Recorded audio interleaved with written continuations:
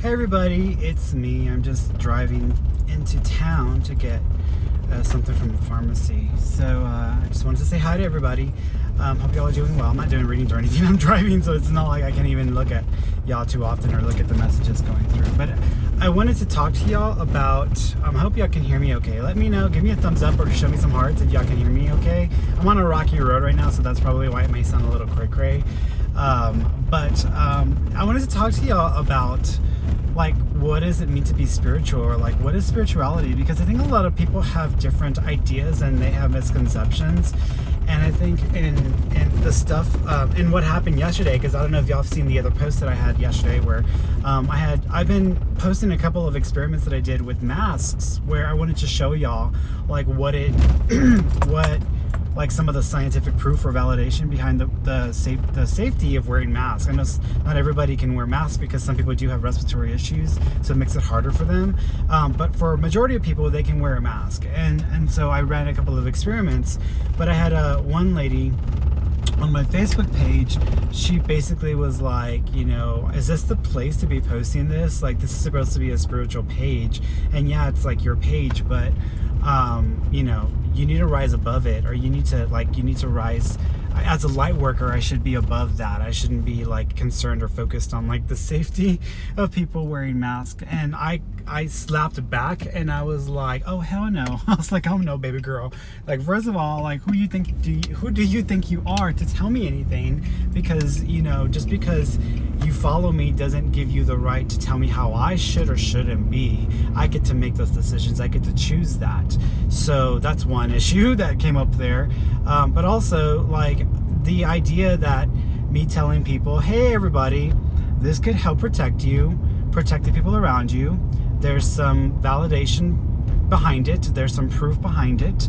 And if you do this, this might spare you a lot of heartache, a lot of pain, and might also save a life. So do this. I think that's a good example to set. And I think that a lot of us do not want to hurt other people. I think a lot of us are kind, compassionate people who not only care about our family and our friends, but also care about people in general and the world in general, regardless of how we may feel right now with things in the world, and feeling a little heartbroken, feeling discouraged, feeling like there's no end in sight to the chaos and craziness that we're going through as a society.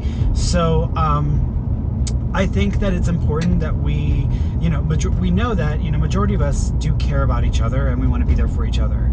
So for me, you know, my work on this planet is to help you all live better lives, be happier people, you know, suffer less, have more joy, even in the most extreme of circumstances. And I think right now, in the world that we live in, we are definitely dealing with extreme circumstances, and we are dealing with scenarios that we would have never have expected to have to go through as a civilization, as a country, as a world. I mean, it's one thing when, you know, it's one thing when the sun is burning your skin, but then when your house is on fire, where do you go, right? And I think that's where a lot of us feel right now, is we're like, where do I go? What do I do? You know? And so when she commented in that way, it really made it clear to me the disconnect between what it is to be spiritual, what it is to live a spiritual life, and what people think spirituality is. There was a huge disconnect there. And this is the same issue that I've run into with people who are Christian, with people who are Catholic, in the Catholicism that I come from. You know, this is the same issue across the board, where people expect and believe that being spiritual or being a true Christian or being this or being that means you have to be this like perfect version or perfect example or ideal of something, because it's what we believe, it's because what is written, it's because what is, you know, the understanding, and that people aren't supposed to be human. Like, wait a minute, you're a spiritual person, you're not supposed to be dealing with human issues, you're not supposed to be dealing with real shit. You know, you're supposed to be above all that. Like, the moment you're spiritual, the moment that you have this new level of awareness, that means that you're above all that, and you don't ever have to deal with stuff on a human level. And I think that is the hugest, biggest misunderstanding and biggest lie that people have bought into within the spiritual community, within the religious communities, the Christian community, etc.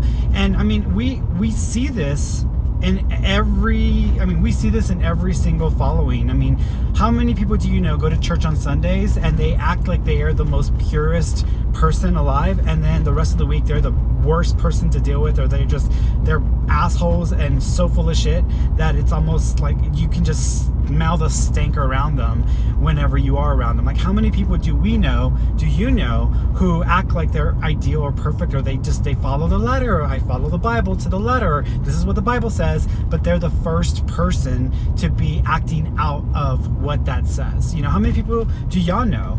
And so I think that it is important that we understand that if we are going to evolve as people, if we're going to grow and to build ourselves up to a better version of ourselves, to the best version of ourselves, we need to not ignore the fact that we are still human, and we're going to be human. We are here to live human lives. We're here to deal with human experiences, human conditions. Even Jesus himself got pissed off at all of the church, all of the marketplace of the church, and he was like, to hell with y'all, I'm coming out and bust everybody's ass up because y'all shouldn't be doing this at the church. So he got mad and he went off on a tangent and he went and blew up that marketplace. Buddha got after all of the monks because there was a monk who had basically been like ignored and tossed aside because he hadn't been able to do anything to help them sustain the monastery. And when the Buddha encountered this man on the street, he's like, why are you here? Why aren't they taking care of you? And he's like, I have nothing to offer them, so they don't want to take care of me because there's nothing, I'm not going to give them anything in return. And he went off on all the monks and was like, what the hell is wrong with y'all? This is someone who deserves compassion and love. This is the opportunity to show and to express that. And here you are, only holding compassion and love for those you have something to gain from that isn't authentic compassion and love. So we have all of these stories of these great masters who've come along who have definitely expressed their humanism. A lot of people don't realize that Gandhi was like, he was a freaking man whore. If you read about Gandhi, even though he was all about peace and passivity and all that other stuff, but he had women he was sharing his bed with like every night, and he was like a big old man whore. So people are not perfect. Humans are not perfect, and you will hear so much about the masters that have come before us who have essentially created a following, created a path towards true and authentic love and harmony and working in cooperation, etc.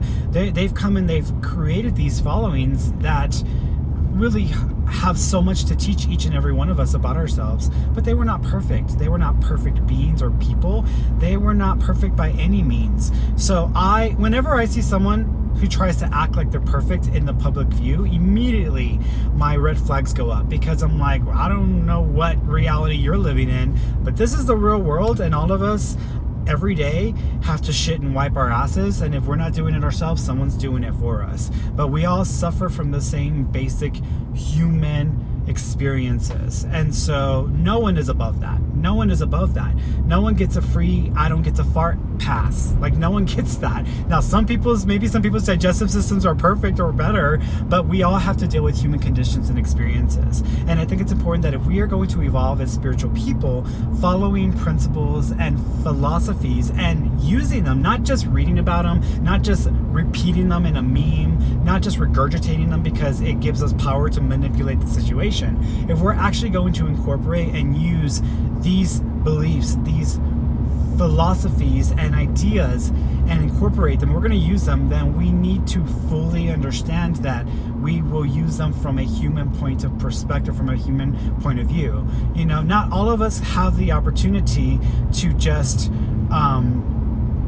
go up in a mountain somewhere, meditate, and completely disconnect ourselves from humanity. Most of us don't have the luxury of that. And those who are able to do that, who are they helping? How are they making the world a better place? They may be improving their situation. They may be amplifying their energy and what they're putting out into the universe from that perspective. But how are they actually helping people and the world and us as human beings? How are they promoting and helping us? So for me, it's like, if you want to have the biggest impact on the world, you don't just go and meditate, hide away in a mountain somewhere in a retreat where you don't really interact with the world. You still have to be a participant of this world by holding and still hold those views, still hold those practices, still be the example within the world. Because if we aren't able to exemplify those things here, what's the fucking point of practicing them? What's the fucking point of learning all that shit if we can't use it amongst ourselves? And we're all we got. You know, we can sit and pray for salvation. I have an aunt who every day she posts, you know, all you have to do is ask for Jesus to help you and he'll fix all of this shit for us. I'm like, Jesus don't want to have nothing to do with this, because Jesus taught us how to help ourselves, and we ignored those lessons, we ignored those ideas, and instead we gave into human frailties. We gave into greed and power and control and all this other bullshit that we tend to find here. We gave into those things and we created this world as it is. And you think that someone who taught us how to fix our shit is going to want to come and fix our shit for us because, oh my God, I'm praying and now it's the time for you to show me this mirror. No, Jesus is like, y'all need to fix y'all's own shit. Y'all still have the tools. Y'all still have each other. You still have the ability to have a loving heart. You are capable of repairing and fixing what you have created for yourselves. You are accountable to yourselves. Therefore, you must fix your own shit. I will continue to send you love. I will continue to support you through inspiration, through spiritual guidance, through guidance from those in spirit. I will continue to give you these things, but I'm not going to come down and fix your shit for you. So stop asking me. Like, that's the response that we get from the Christed one. And so for us to think that just praying for someone to fix things for us is the way out of this is the wrong approach. And a lot of the people in the spiritual community, and something that I've had to deal with a lot over many years, is that they have this love and light only mindset where wish love and light, just pray for love and light, pray for positivity. I'm like, you hold in your hands, you hold in your being, you hold within you every opportunity, every tool necessary to help make this situation better. And you want to sit on your ass and just pray that it'll get better on its own? How are you helping? How are you not adding to the problem? And it's the same thing. I'm going to go to church on Sunday and the rest of the week I'm going to be mean as hell. It doesn't work, and that is not the way to do it. We must exemplify who and what we are from the spiritual mindset. We must actually show through experience and through practice spirituality. It isn't just a, hey, I'm spiritual, y'all, so I'm better than y'all, and I'm going to ascend and I'm going to leave y'all's asses behind. Y'all can figure it out, but I'm better than y'all, and I don't have to worry about y'all anymore because I'm higher than y'all. Like, that's the most egotistical, selfish, lack of compassion bullshit that I've ever heard. And from what I understand and what I've been taught by Aja and my experiences is that we don't have the luxury of ascending separately from everything else. You don't get to call yourself a part of the entirety of the universe, a part of the whole of source, and say, I am part of everything. We are all one. But hey, y'all, I'm out. I'm going to check out and ascend, and I'm going to go to the 5th dimension or 6th dimension or whatever the fuck, and I'm going to leave y'all behind because y'all are going to have to deal with your own bullshit. No, it doesn't work that way. We don't have the luxury of separating ourselves from each other and then trying to call ourselves as one at the same time. It does not work that way.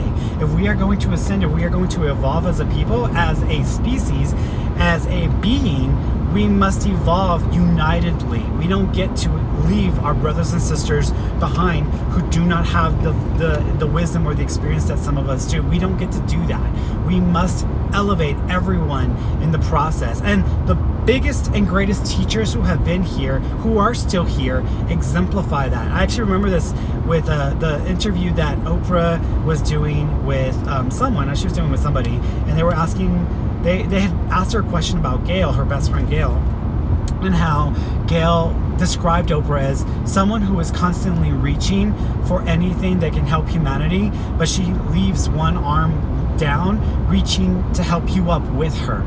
That is true wisdom. That is true spirituality. That is the mastership that has come before us and others of greatness. And so that is what it is. If we are going to reach for something better for ourselves, we have to offer it to those who do not have that same awareness or opportunity. We must give it back, which is why a lot of people went like, why, you give a lot, you give a lot. I'm like, I have to. I'm like, I have been blessed in my life and I have been given so many opportunities. I have been given this ability to do these things. I have to offer it to humanity in the best way possible.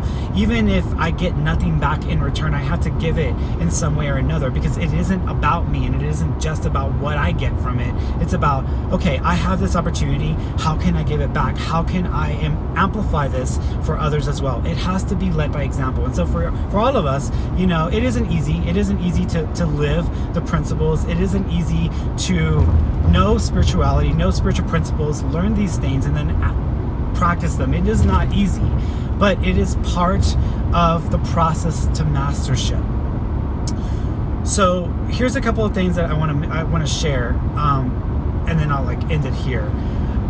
So first of all, many years ago, back when I worked at Starbucks, I had an experience, and I'm going to share this at some point in a video because I want to use it as an example.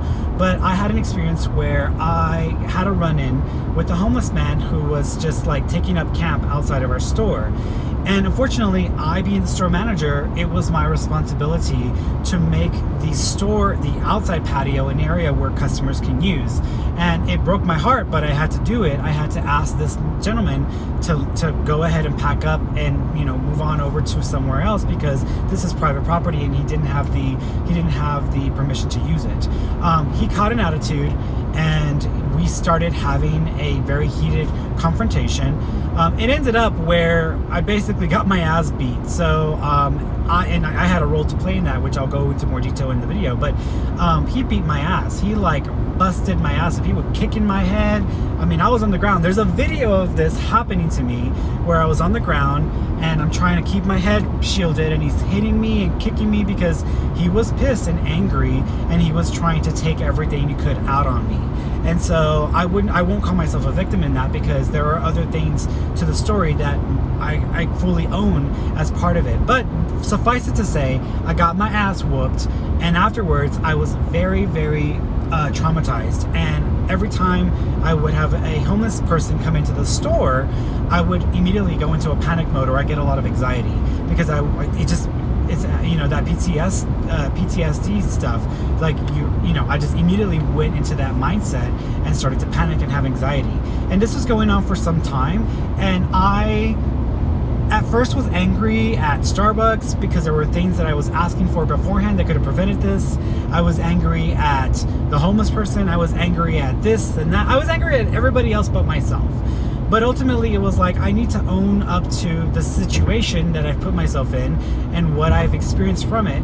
And what am I going to do with that? Am I going to allow it to turn me into this person who is angry and, a victim? Am I going to let it to turn me into this? Or am I going to turn this around and develop grander compassion, more love for those that I actually fear at this point? So I decided to go and volunteer at a church. It wasn't even my church. I just asked around, found a church where they give meals to the homeless at every certain days out of the week, and I went and I volunteered with a bunch of these young girls whose mothers and parents were making them do the same thing.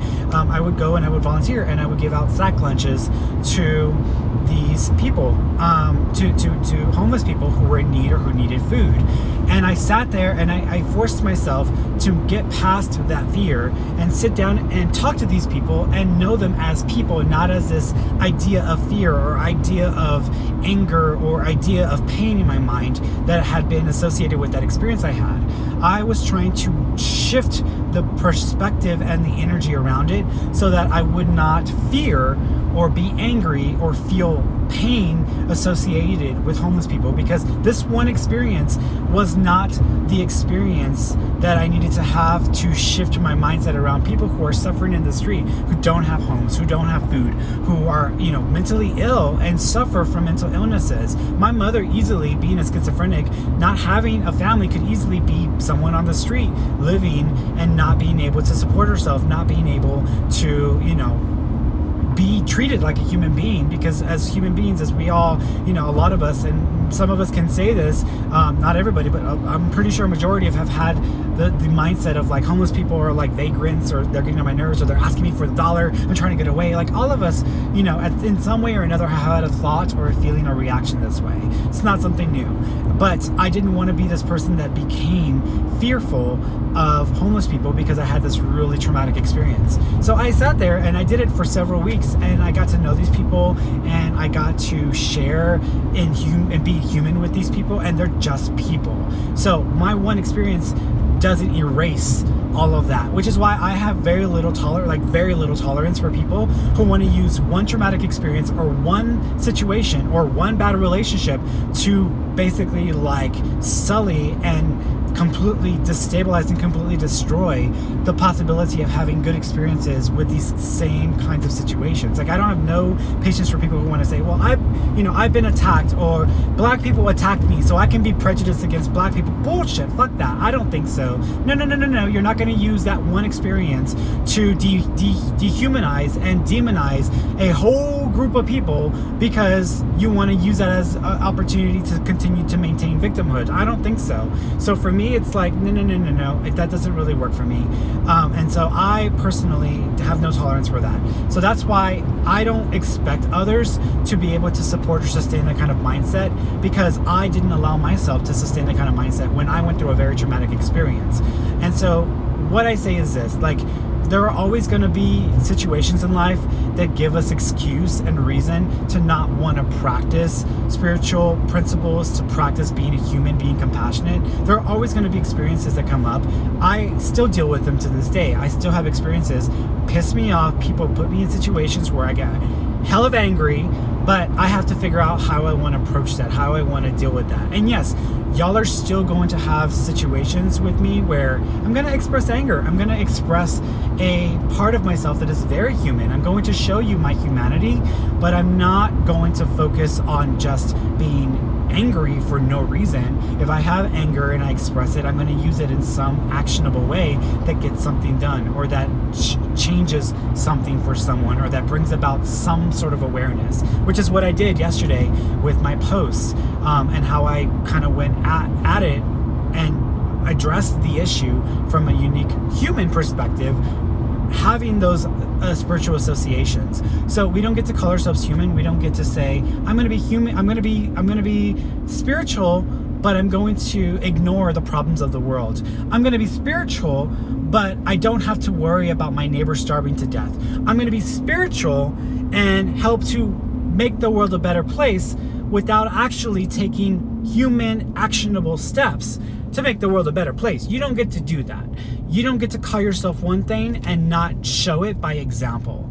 So, for those of us who want to sit and judge and criticize someone for being human and not being spiritual, or for expressing themselves in this way or that way, for those of us who want to judge, we need to be fully aware of the fact that, are we someone to judge? Are we someone to call focus on that when we don't have the right or the position to question someone who does exemplify spiritual beliefs and ideas and principles? We don't get to do that. So for those of us who sit at home blasting everybody, calling everybody this, questioning that, judging, criticizing, whatever, and yet we want to call ourselves spiritual, you are not spiritual. Spiritual comes with experience. Spiritual comes with the exemplification of traits, of ideas, of principles. Spiritual comes from a place of love and compassion. It doesn't come from a place of, I am better than you, let me show you how I am better than you.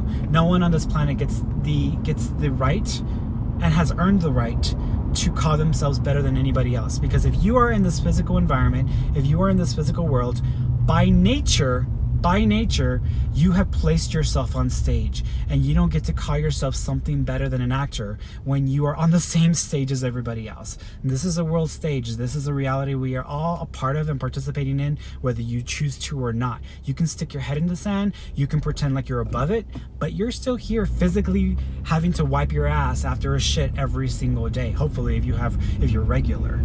And as long as you are still a part of that, you're human, and you don't get to call yourselves anything other than human. So do not go after people for expressing their humanity in a constructive form and way, because that is actually you basically not being at peace with your own humanity and trying to ignore and avoid the fact that you're here and you are a part of this world, and you don't get to detach yourself or pretend like you aren't a part of it. You don't get to just love and light everything. You're gonna have to still deal with human issues. So, all right, guys, I'm about to stop up in the drive-thru. So I love you all, and I will talk to y'all later. Okay? All right, bye.